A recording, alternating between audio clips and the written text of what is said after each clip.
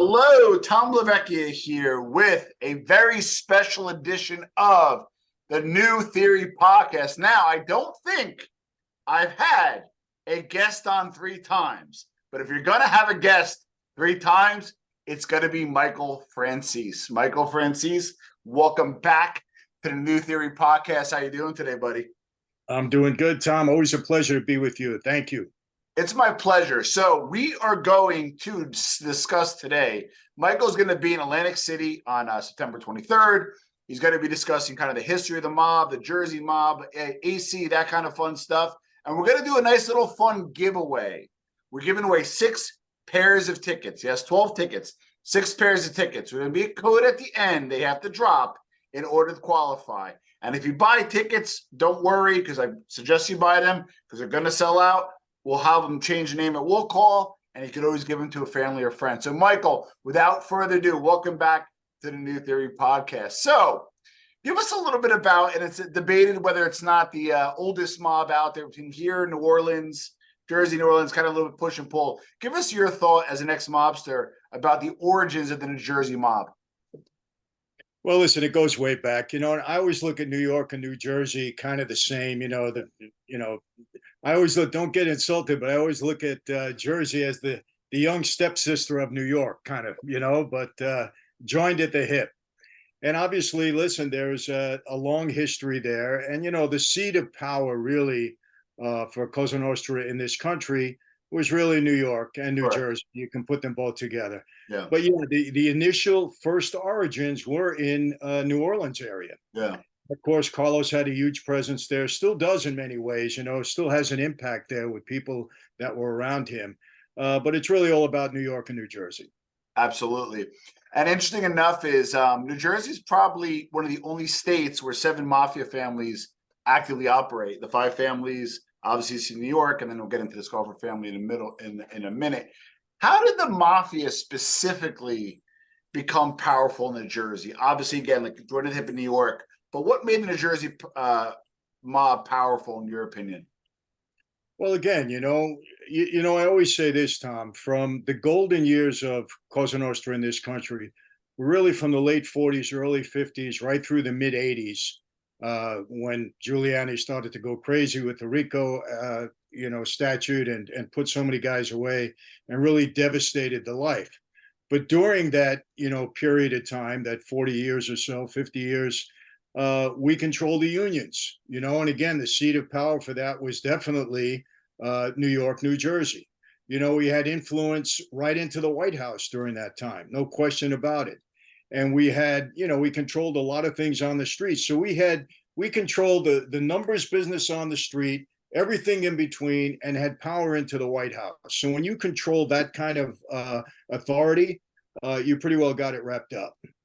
Especially the New Jersey family, specifically the Cavalcantes, is homegrown, very strong construction. Really quick, there's a funny story. There was a guy that was in construction that didn't do business with John Riggi, met with John Riggi in the city for dinner, and he was expecting to get shaken down. He was recording it. It was the FBI was involved. So rather than John Riggi go to him and extort him, he had a lot of his friends show up, walk over that were high-profile developers and said, hey, it's great to do business with John Riggi, and gave him a lot of glowing endorsements. So he kind of got around, a little double entendre to get involved. So just a quick John Riggi story. But you're going to be I can tell you this. I love John Riggi. We had a pretty good relationship. He and I actually had a deal where we were collecting money on every window that was installed in all the major buildings in Manhattan. Oh, wow. And we had it together. And Jimmy Rotunda was a little bit involved at that point also. And what happened, it went on for quite some time. And then there was somebody that was sharing, I don't want to mention his name. He was a co-defendant on mine on one case, ended up getting convicted and turned informant. And he's the one that blew the whistle on the arrangement. But we had it going on for quite some time. Interesting. Little known fact, John Riggi is half from Ribera, which 90% of the Cavalcantes are from. But his mother was from the same town in Italy as my mother. So it was kind of cool where a lot of these people hooked up. So we talk about John Riggi, what are some of the figures historically that, you mentioned the Scarfo, you mentioned some of the Jersey guys, some of the Philly guys. What are some of the historical guys that you maybe plan on talking about from a historical perspective? Well, Nicky Scoffer for sure. He and I, a lot obviously is said about Nicky, but I got along with him. I got along with most guys, Yeah, Tom, honestly.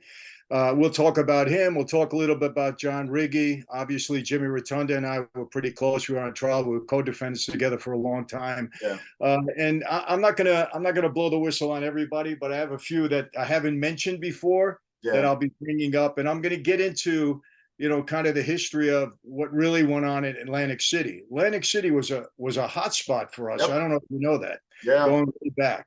And we're going to talk about that. We'll talk a little bit about the Philadelphia mob because they're kind of joined, Jersey, yeah, Philadelphia. yeah, So we're going to give a good history of that, and obviously a little bit of my personal story. We're going to have a nice Q&A period, and I tell people all the time, you can ask me anything you want. I've been asked everything under the yeah, sun. And I always say, Tom, if I don't want to answer, I know how to take the fifth. I've done that many times. So, exactly. but usually I answer. But it'll be a fun night. Now, if I remember correctly, and if I'm wrong, I'm going to sound really stupid. You were trying to organize, I think, all the security guys in Atlantic City and control that union, correct? I'm not. That's correct. Yeah, I had control with a fellow by the name of Danny Cunningham of the security guards, Yeah, and we were going to unionize all the hotels in Atlantic City, and nice. Nicky Scoffer was with me on that. I'll tell you a funny story. Yeah, Al Sharpton was a guy that we did business with. yeah, He was kind of a hired gun for us at the time. yeah, I told Al, I said, Al, I'm going to need some people to be picketing in front of the hotels. I said, I need your help on that. And I got to tell you, so I don't want to be offensive, but I'm going to tell you his exact answer. yeah, That's when he had his warm up suit. He was heavy, had the yep, gold chains around him and the long hair. yep. And he said, Michael, he said, for the right price, he said, I'll have 10 busloads of ends out there picketing day and night. No problem. I got a funny Sharpton story. I had him on the podcast, but what happened was he likes Club Macanudo. So if you're looking to find him, go to Club Macanudo in the city. So I'm there one night and I see him standing. He's waiting for somebody. I said, "Oh, why don't you sit?" And we have a lot of mutual friends in politics in New Jersey. And I actually said to him after one too many old fashions, I said, "Al, I got to tell you something. You're known as a guy that'll do anything for a check. What do you think about that?" So we had like that offline discussion. And Uh-huh. then we had an online discussion of the podcast, which was much different. You didn't come up on the offline one. We'll talk about that later. And then I Sure. saw him about a week and a half ago at the Macanudo Club again, said hello. We keep in contact. He's an interesting guy. You know that. But, we'll talk about how. Listen, Yeah. yeah, he was part of an undercover operation that I was involved in with Don King. I don't know if he told you that. He was kind of the middleman I used to talk Yeah. to King at the time. Big story. Love it. Now, the thing about the Jersey mob, what made it a little different, and obviously New York, remember Tammany Hall, that kind of stuff. But New Jersey really, and Atlantic City and the Philly guys really kind of infiltrated politics in New Jersey. So give us a little bit, the kind of do it similar to New York. I kind of feel like that was one of the strong suits for the New Jersey mob, kind of having a lot of politicians in their pockets. Yeah, and they were all Democrats too. Yeah. Just keep that in mind. People ask me why, Mike, why only Democrats? I say, hey, they were easier to corrupt. What do you want me to tell you? They listen. Yeah. You know, people don't like that, but it was the truth at the time. Listen, it was a strong point of ours. You got to have political party power if you're going to get anywhere, whether Yeah. it be in business. Look at them as lobbyists for us in a way. They got things done, and yeah, Jersey was good about that. They had a pretty good outreach, as we did in New York. Yeah. Some very powerful guys. You don't like to say that they were in your pocket, but we did a lot with them, and they did a lot for us. Hey, Yeah. I had 18 licenses for my gas business, Yeah. and without political contacts, I wouldn't have had one of them. So, Yeah. that's what makes the world go round, Tom. That's a good point. Now, we often talk about Appalachian. For those that are really into the mob stuff, we'll talk about the 1957 meeting in Sicily, the Hotel de Palms. So there's a lot of these like commission meetings and big time meetings that people talk about, but a lot of people don't talk about the 1929 summit, which was kind of the origin of the Cosa Nostra. You did a great video on it. Can you touch a little bit about that and what happened there? Well, yeah, everybody attended that. I think even Capone was there. He had a representative there at the time, So it was a big meeting. It was actually the first active meeting of all major mob figures in this country. Yeah. And a lot of things, policy-wise were decided at that time. And again, it all began in Atlantic City. So Jersey is kind of at the heart of Mafia Cosa Nostra in this country. Now, one Yeah, of the oh, sorry. I did do an extensive video on this, and I'm going to talk about it. I don't want to say too much because then Yeah. people won't come to the show. But I'm going to talk about that summit that night. Well, I know when you speak at your shows, I heard you hear a pin drop. So really excited to attend. We'll get to drink some Francie wine, which we'll get to in a second. One of the areas that you succeeded, aside for the oil rackets and other stuff, is in music industry, which you kind of overlapped with some of the Jersey guys. I don't know if it's Corky Vestola or whoever it was. Yes. Tell us a little bit about how you got into the music game. Where did the New Jersey mob fit in there? Well, it was really through my dad. My dad early on was involved with Kama Sutra and Buddha Records. Yeah. And then from there, he went to a fellow by the name of Roy and Julie Rifkin, two brothers that had Yes. Spring Records. And I was introduced to them early on. And when my dad went away, I kind of took over representing them, all good guys. Yeah. So we had our hands in that. And then, of course, you had Roulette Records back then that Corky Vestola was involved in. I came across Corky a few times. We had a few disagreements way back when, but we got along basically. So, yeah, we had a pretty solid control in the industry at that time. And, a lot of people mistakenly speak bad about our relationship with a lot of the artists, but it wasn't true. I can tell you a story. Nobby Walters, obviously, Yeah, that name. absolutely. Yeah. Yeah. Well, Nobby represented a lot of the black talent way back Yeah. when. You name it, he represented them for their tours. Yeah. And well, you know what? I'm going to save this story. I'm going to save this one because this is a good one, Tom. I'll save it for that night. All right. It's a very popular artist that you'll know, but it's a funny story, and I want to save it for that night. But I have a lot of them with respect to the music industry. Love it. One of the things, though, and I have the pleasure or the honor, or whatever you want to, or dubious distinction of interviewing the most made men in the U.S. Believe it or not, more than PBD, more than Vlad. But believe it or not, though, a lot of the made guys say, "Well, when I meet somebody from a smaller city, they're still causing all sorts of treat them with respect." You're trying to tell me, you as Michael Franzese, big money earner, Persico behind you, Sonny Francese's son, comes over the bridge to meet with a Corky and these other guys. You're trying to tell me you don't have a little bit of the upper hand at a sit down? I mean, you may disagree, but I don't know. I have a hard time swallowing that one. Well, maybe. Look, you got to be right at to sit down and have an upper hand. But remember this too, Tom. I was one of the younger guys. Yeah. And like anything else in life, and when you're one of the younger guys, there's always a little bit of resentment there, and especially if a younger guy doing well, like I was. Yeah. But I always treated people with respect, and we always got respect in return.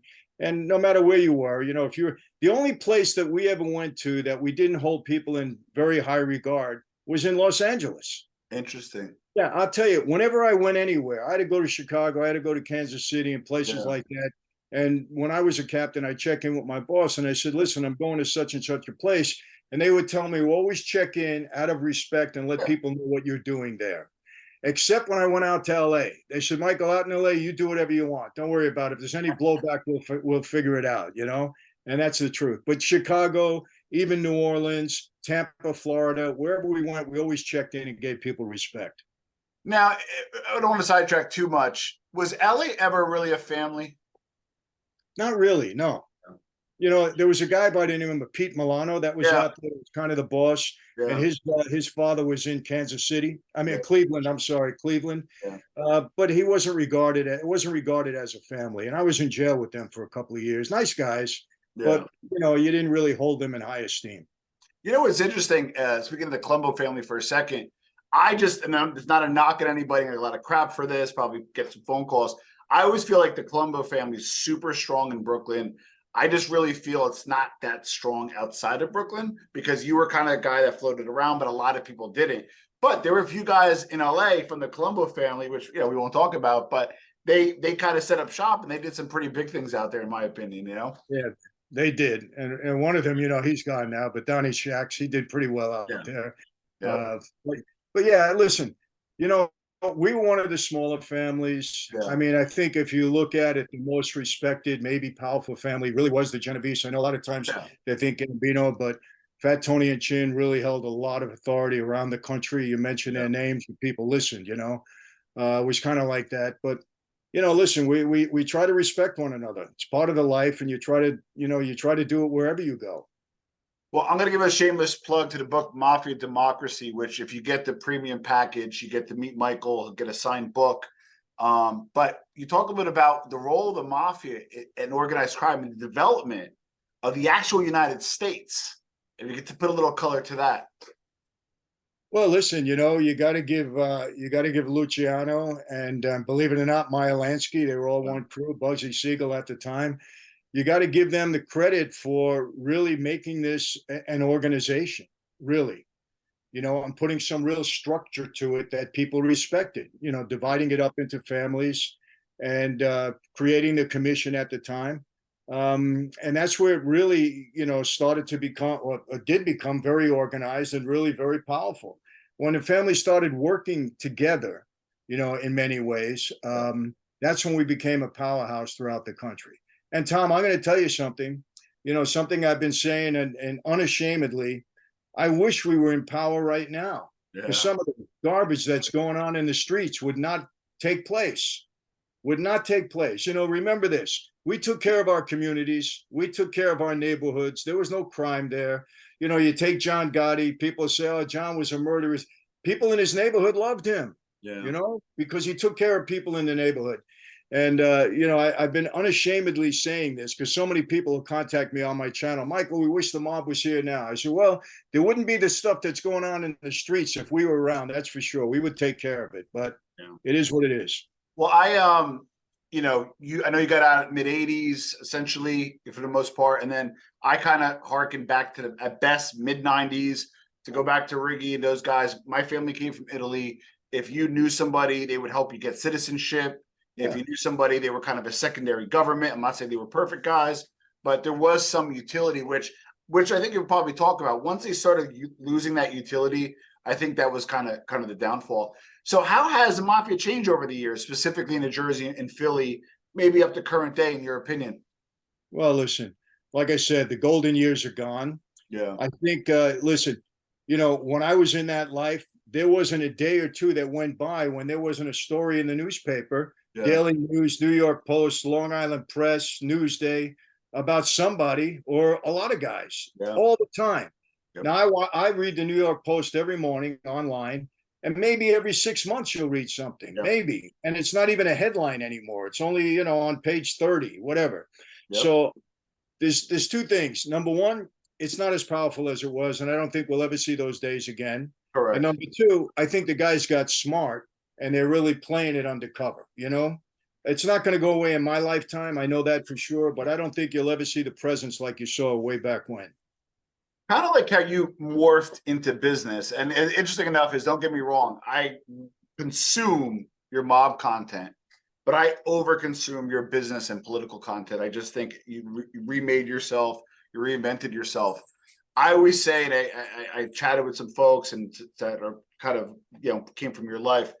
Did the mob maybe make the mistake by not kind of morphing into more of a Freemasonry type organization of maybe legitimate Italian businessmen with maybe a pocket full of, knuckle draggers that you need every so often, but live off the reputation, build businesses, get away from the legal stuff, and kind of morph into Freemasonry? Like, when I say that, is that something you think of? And does your father like roll over in his grave? Or is that something that, you know what, Tom, they missed the boat on that and you agree with me? 100%, I agree with you. As a matter of fact, my dad, who wasn't a real business guy, he was more of a street guy, but he would tell me all the time, Michael, the hell with the street, the money is legit. Go legit, go legit. He's the one that always put it in my head. And my entrepreneurial side came from his advice, even though really not his tutorship, because he wasn't that true. My dad would never want to invest a penny in everything and anything. It's always other people's money. When I used to make an investment, he used to get mad at me. What are you putting up your own money? I said, Dad, you got to put some money in sometimes. But anyway, no, we definitely missed the boat. Guys like Paul Castellano, you can knock him, but he tried to steer the family that way. He really did, to get in business, legitimate business. The Gambinos were pretty strong in that regard. Yep. Even Carlo's kids and Carlo's nephews, legitimate stuff. And as a result, they lasted pretty long because they stayed away from most of the street stuff that they could. That was definitely the way for us to go. And we missed the boat on that. Now, what should we expect from the talk on the 23rd? Again, September 23rd. We'll get to the code in a second. What should we expect when we attend? Well, again, you're going to get good history of the mob in New Jersey, New York, Atlantic City area for sure. You're going to get some of my background, some of my story. How, and Tom, one of the things that fascinates people, and I have to say this, when I open it up for a Q&A, you would think that you would get all Mafia Yeah. questions, right? You don't. You know what it is? How did your family handle you going away for 8 years? How did you make this transformation? Yeah. They're all stories that I think people relate to anybody in any lifestyle because in some way they're going through the same struggles. How did you relate to your brother, being a drug addict? These are the kind of questions that I get, so people are really paying attention. But they're going to hear all about that. I answer all the questions that I possibly can. And we're going to do a book signing. We have a VIP section there too. I think people are coming back. It's a meet and greet. We'll take photos. We always have a good time. And honestly, I really enjoy doing these events because I relate to people. Yeah. And I get to continue communicating with a lot of people that are at the events, believe it or not. Love it. Now, I did the wine review. I did not ask Michael for wine. I ordered it myself. I did it not knowing what the outcome would be. I gave you a 4.2 out of 5. I'm going to put a link to the wine review up top. When I text you, you knew about it already, so I was floored by that. But just give us a little bit about the wine. It's sourced from Armenia. I mean, I can go on and on about it, but I want to hear from the vintner yourself. Give us a little bit about Franzese wine. Yeah, and I think the story behind this is important, for people that are thinking business. When people ask me, Michael, I have a product I want to sell, and, how do I approach it? And I tell people all the time, remember this, the first product you're always selling is you. Yeah. You're the product. When you walk in the door, people are taking notice of you. They want to know what kind of person you are, and they're sizing you up. You're first, your product is second. So here's what happens. A guy comes to visit me, young guy, he's 21 years old. He's Armenian. Yeah. He says, Mike, he gets in touch with me, comes to visit me. He says, Michael, I've been following you since I'm 10 years old. Now, he's 21. So I already know this kid's got a mind for business, right? He's an entrepreneur. And he lays out this whole deal about Armenian wine. His name is Sam. I said, Sam, I never heard of wine out of Armenia. I never tasted it, I said, why would I do this? And he went on and on and on and talked and gave me the whole background. I said, let me try the wine. So I tried the wine. I liked it. It was good. And I know wine. I go to Napa Valley all the time. I'm going to be in Italy the next couple of weeks. I know wine. But what really got me, the story behind the wine is this. When Noah's Ark in the flood, the flood subsides, the Ark lands. It lands at the foot of Mount Ararat. And in the new civilization, the first vineyards were planted at the foot of Mount Ararat, which is now part of Armenia. So it's kind of a transformation. The new civilization fits with my story.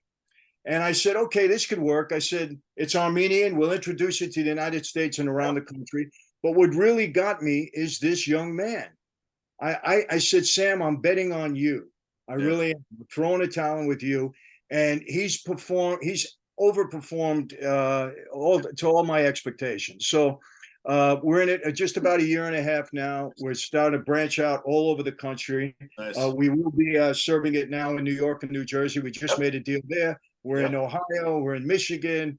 We just served our first distributor in Canada. We're going into New Orleans, Mississippi, Louisiana. So people are accepting it. They're loving it. And I'm very happy about it. I really am.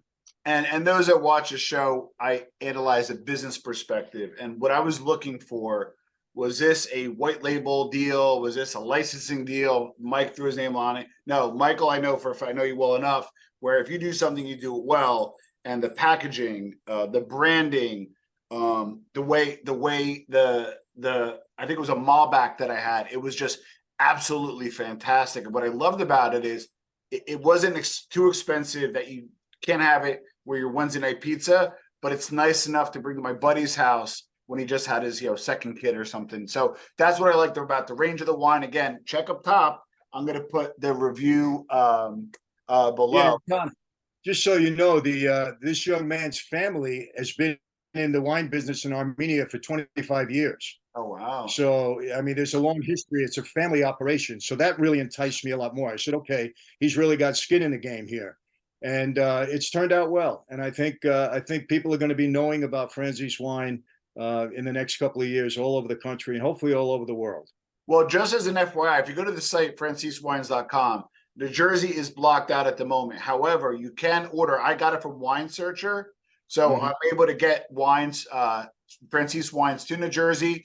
They now have a distributor. You're going to be able to get it at your local restaurant, your local liquor store. And I'm going to reach out to Sam. I'd love to have him on because I would like to know the machinations Yeah. on the business side. So here's what we're going to do in honor of Sam.